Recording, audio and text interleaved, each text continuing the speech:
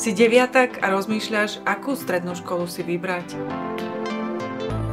Chceš poznať zásady správnej výživy?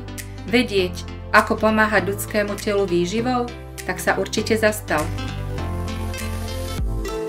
Zaujíma ťa, ako správne masírovať? Alebo ako odstrániť bolesť procedúrami fyzikálnej terapie? Tak neváhaj, nájdi si čas. U nás môžeš vidieť všetko naživo. Máš v pláne starať sa o chorých ľudí? Chceš ovládať prvú pomoc? Zastaviť krvácanie alebo obviazať ranu? Sme ti k dispozícii. Radi ti to ukážeme.